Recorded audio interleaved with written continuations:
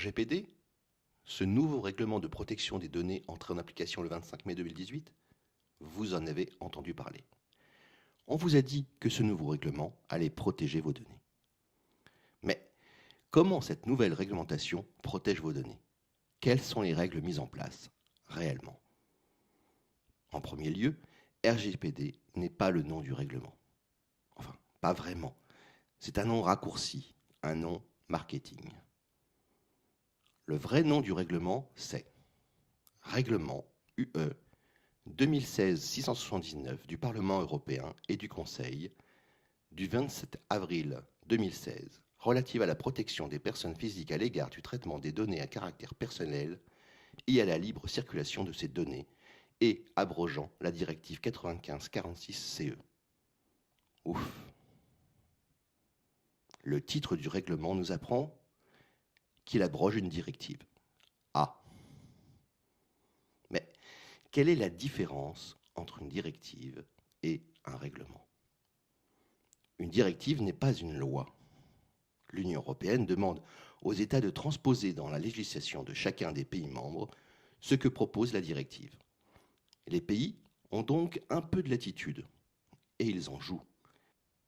Ainsi, la CNIL demandait, avant le RGPD, que les données des citoyens français soient stockées en France. Ce n'est plus le cas depuis le 25 mai 2018, date de l'application de RGPD. Parce qu'un règlement européen est au-dessus des lois nationales.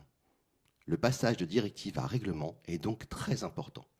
Cela permet d'unifier les lois de tous les pays de l'Union. C'est-à-dire que la loi française ne régit plus la protection des données des citoyens français. C'est maintenant l'Union européenne qui décide en se basant sur le texte du RGPD. Bon, jusque-là, pourquoi pas, diront certains. En effet, si on croit que l'Union européenne est plus légitime que la France pour gérer la protection des citoyens, pas de problème. Cela permet d'unifier les lois des pays et donc permet des échanges simplifiés entre ces pays. Mais examinons de plus près ce que dit le règlement. Car ce règlement est maintenant notre règlement, à nous, tous les Européens. Ce règlement concerne 450 millions de personnes. Pour être sûr de bien comprendre, nous allons aller à la source. L'article 1 du règlement traite de l'objet et des objectifs du règlement. C'est exactement ce dont nous avons besoin. Dans cette vidéo, nous resterons uniquement sur l'article 1. Les 98 autres articles pourraient faire l'objet d'autres vidéos. L'article 1 ne comprend que 3 phrases. Nous allons les voir une à une. Article 1. Le présent règlement établit des règles relatives à la protection des personnes physiques à l'égard du traitement des données à caractère personnel et des règles relatives à la libre circulation de ces données. Le texte a donc pour but d'établir les règles relatives à la protection. Première remarque. Pourquoi pas le présent règlement protège? La tournure est tarabiscotée, non? On pourrait penser que c'est parce que c'est un texte de loi, mais gardez à l'esprit cette tournure de phrase lorsque nous passerons à la dernière phrase, la 3e. Ensuite, ce règlement s'occupe des personnes physiques. Bien. Et de traitement de leurs données personnelles. Bien, c'est ce qui est promis. Mais qu'est-ce que la libre circulation des données? Qu'est-ce que ça fait là? Pourquoi libre circulation et pas simplement circulation? La libre circulation des données, c'est comme la libre circulation des marchandises, des capitaux et des personnes. La deuxième phrase est ce dont tout le monde parle.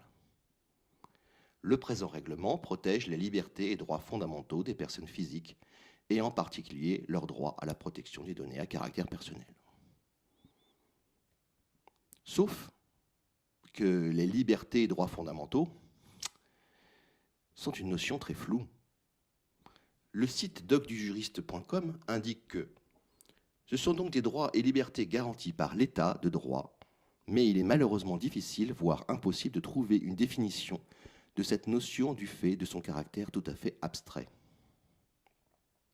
Cette deuxième phrase ne veut donc dire pas grand-chose. Premièrement, un État de droit, alors que c'est une loi européenne, c'est quand même un peu bizarre.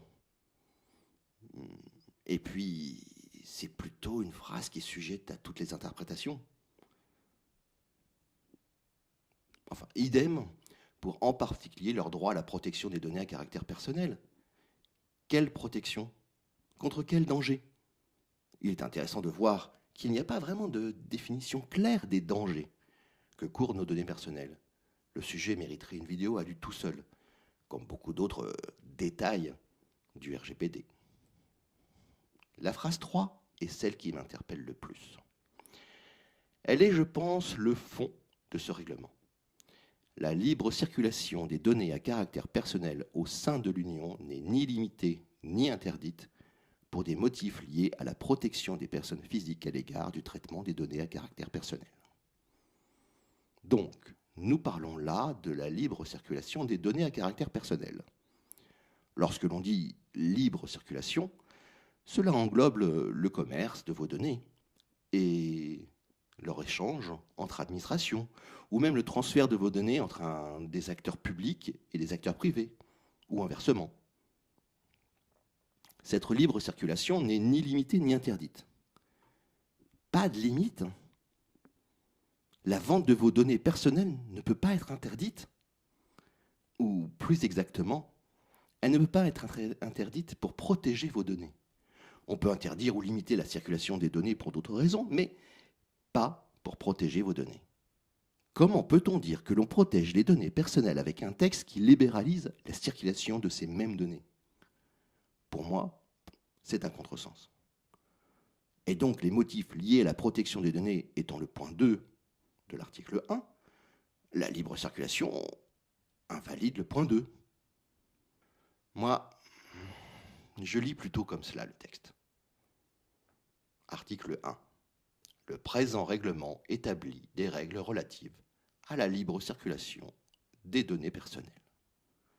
La libre circulation des données à caractère personnel au sein de l'Union n'est ni limitée ni interdite pour des motifs liés à la protection des personnes physiques à l'égard du traitement des données à caractère personnel. Le sigle RGPD est, selon moi, déjà un mensonge, puisqu'il ne parle pas de l'essentiel du but poursuivi par ce texte, c'est-à-dire l'impossibilité pour les États de protéger les données de leurs citoyens. Donnons un nouveau nom à ce règlement, qui soit plus proche de ce qu'il est vraiment. RLDP, le règlement de libéralisation des données personnelles. Je pense que cela résume mieux ce règlement. Mais peut-être n'aurions-nous pas été d'accord si l'on avait utilisé ce sigle plutôt que RGPD. Peut-être que le peuple est contre la libéralisation de ces données personnelles.